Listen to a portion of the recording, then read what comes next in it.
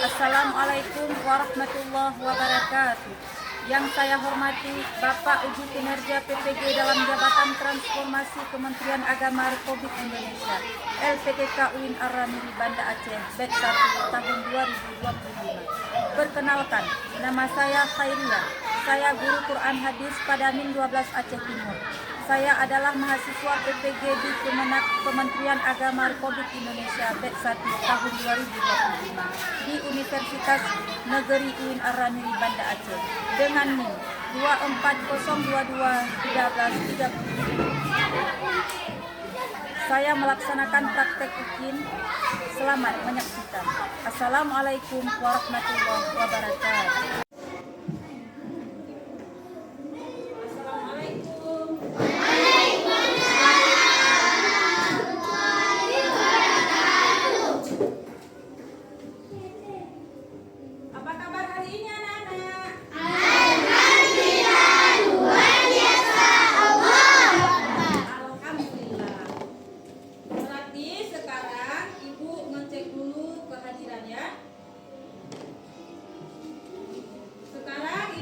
Siapa yang nggak hadir hari ini? Siapa yang nggak hadir? Ada yang nggak hadir?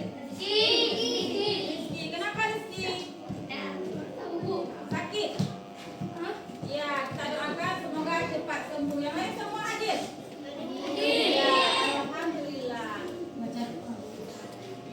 Sebelum kita mulai belajar, berarti kita dulu terlebih dahulu membaca doa.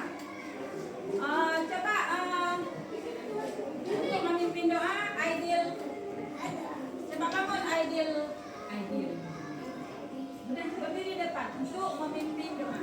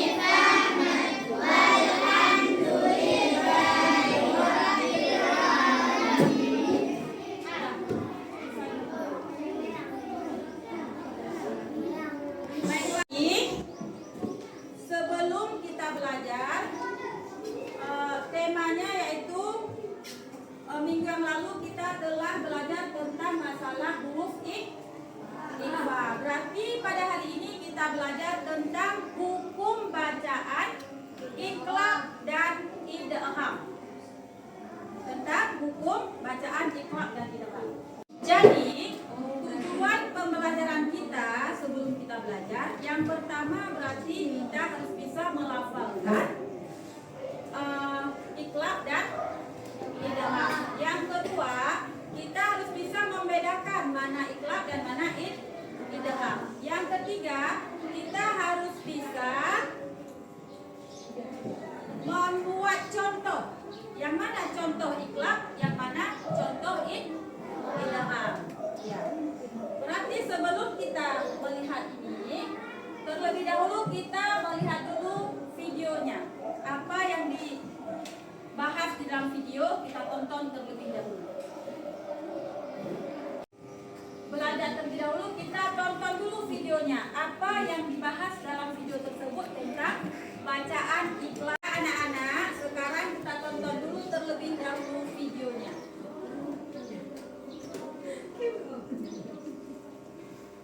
Assalamualaikum warahmatullahi wabarakatuh.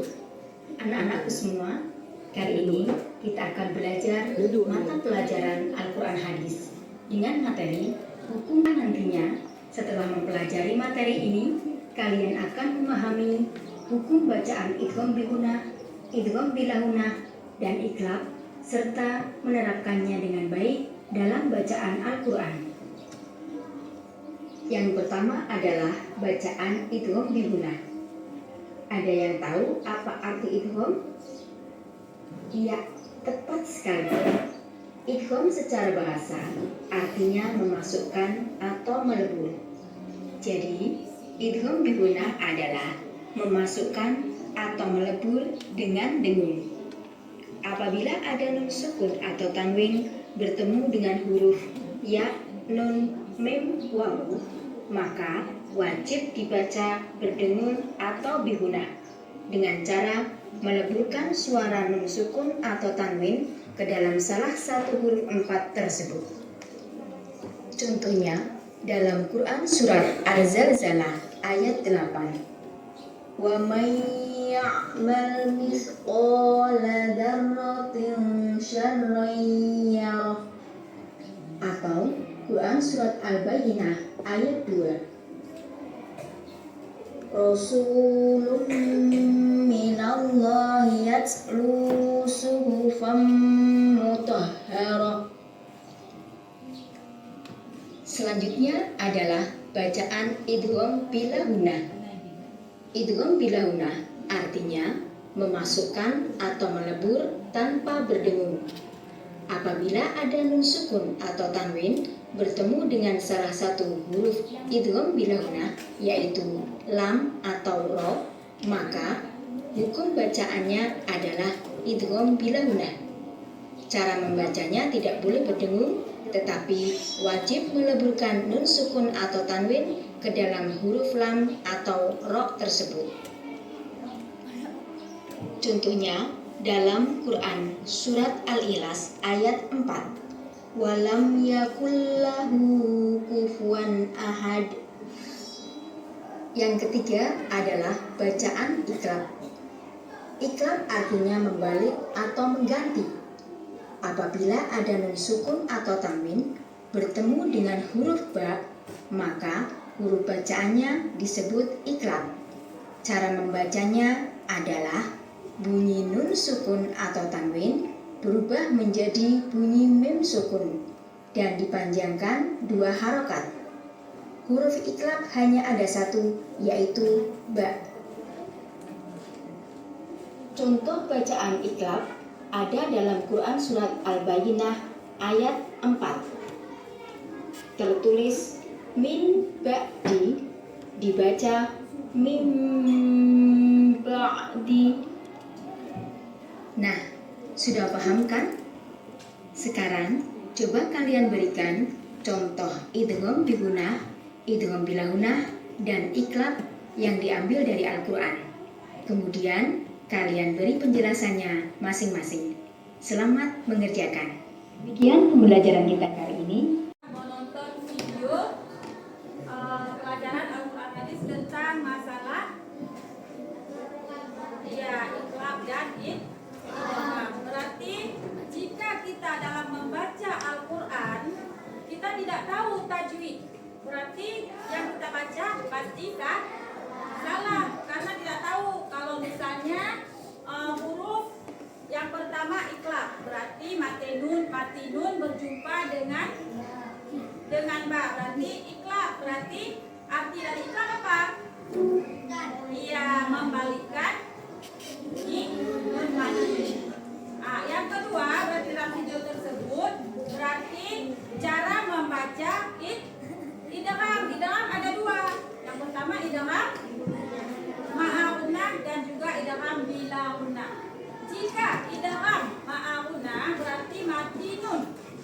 berjumpa dengan salah satu huruf yang keempat, yaitu ya, waw, mim, nun.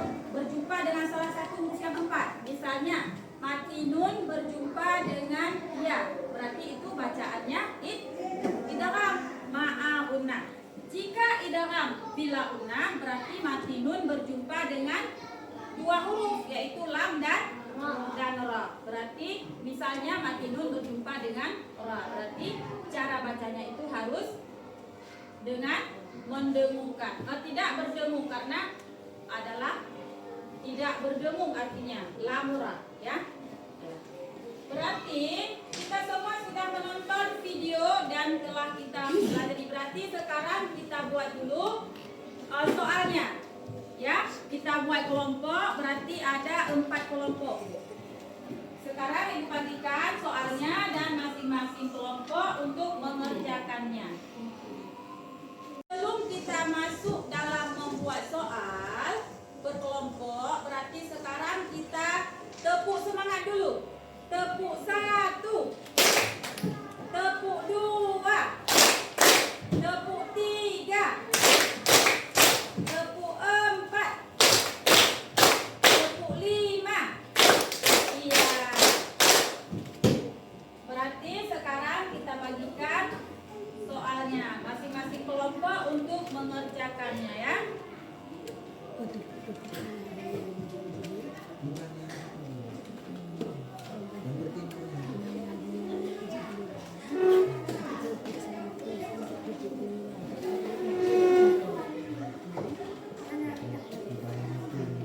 Berarti waktu untuk mengerjakan soalnya 10 menit. Silakan dikerjakan, ya.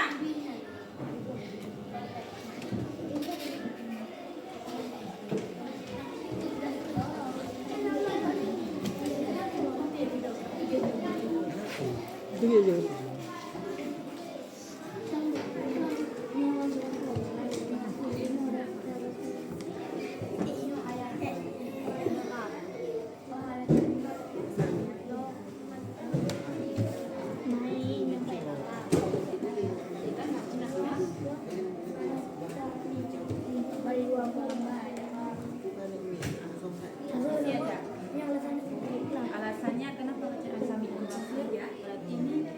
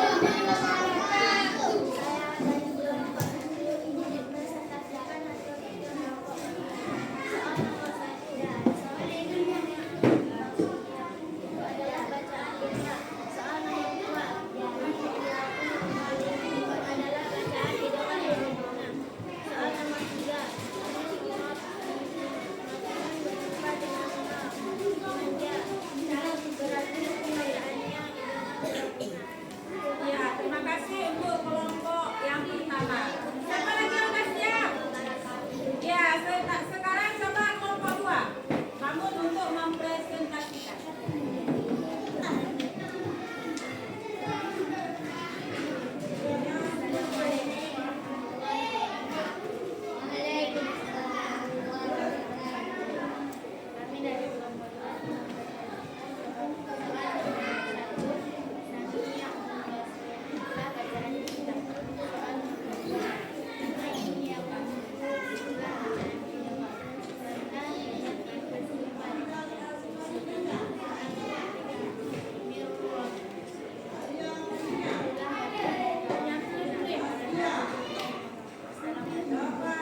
Ya, terima kasih untuk kelompok 2.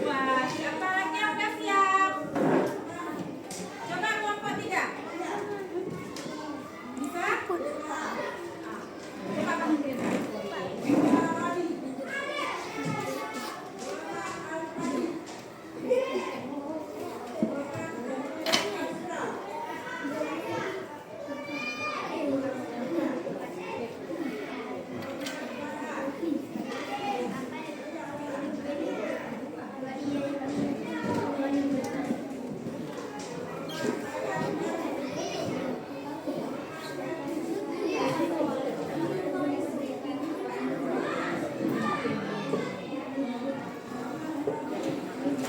Kelompok mana lagi? Kelompok 4. Coba kamu.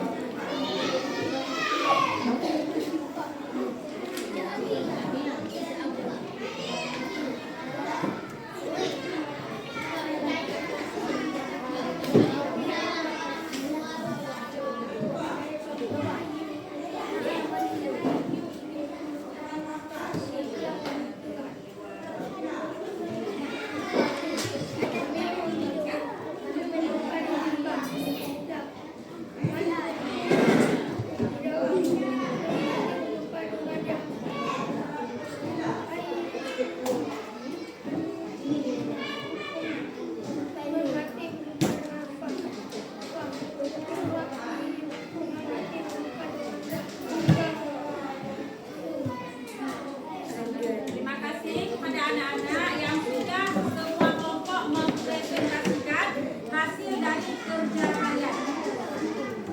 Berarti sekarang kita masuk ke dalam soal yang kedua. Sudah siap? Anak, kita sudah menyelesaikan tugas kita yaitu per kelompok semua sudah siap, ya kan? Dan sudah mengerti tentang masalah bacaan, iklan dan jawab. Berarti kesimpulan pelajaran kita pada hari ini yaitu setelah kita menonton video tadi atau setelah kita menjawab semua soal, berarti kita sudah tahu bahwa bagaimana cara membaca Al-Quran yang benar. Berarti kita harus menguasai dulu terlebih dahulu tajwidnya, baru kita bisa membaca Al-Quran dengan